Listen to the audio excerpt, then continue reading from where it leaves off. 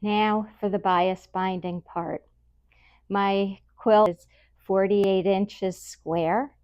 So take 48 inches times 4, it equals 192.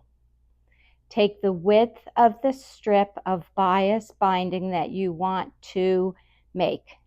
So if it's 3/8, you want your strip to be 2.5 inches wide. 2.5 inches times 192 equals 480. Take the square root of 480 and you get 21.9. So round it up to 22, add 3 inches, and you will get 25. So you need to start with a 25-inch square to be sure that you have enough fabric. I didn't have enough in one big piece, so I ended up having to piece mine together. That's fine if you need to do that. Take your square, cut it in half diagonally one time. Because that square is 25 inches, I don't have a long enough ruler to be able to do that, or a mat. So what I do is I take the square, I fold it in half diagonally once, then I fold it in half diagonally a second time, and on that folded edge, I put my ruler very close to the edge, as close as possible, and I cut away about 1/16 of an inch, and that will give me 2 triangles. And you could see how it forms the square. I need to put one of those triangles on top of the other one to form a parallelogram.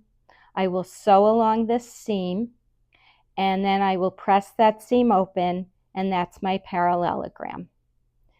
Pick one of the bias edges of your parallelogram, put the ruler 2.5 inches away, parallel to the bias edge, and make a slash about 6 inches long.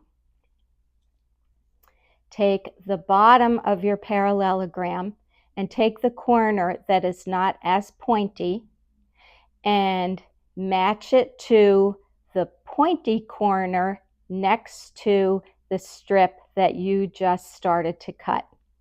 And you're going to sew those edges together, the bottom of the parallelogram to the top of the parallelogram.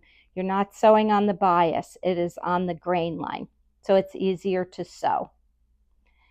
Sew this, press that seam open. It helps if you have a pressing sleeve, and you're ready to start cutting your strip. My friend Renata calls that part the magical part, where you put it together. It seems so wonky, but it actually does work.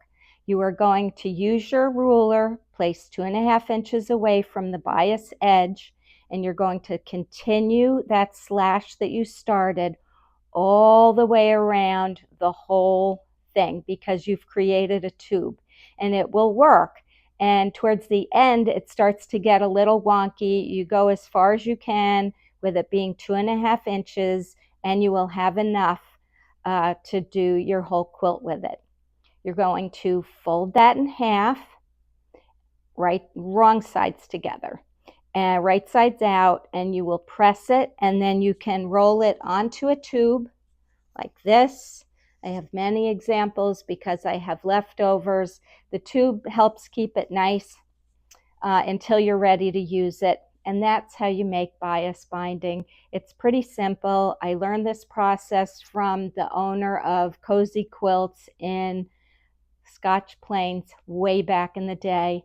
And since I've learned this technique, I haven't really wanted to do it any other way. I love a bias binding. It's double layer, it's strong on the edge of the quilt, and it holds up really well.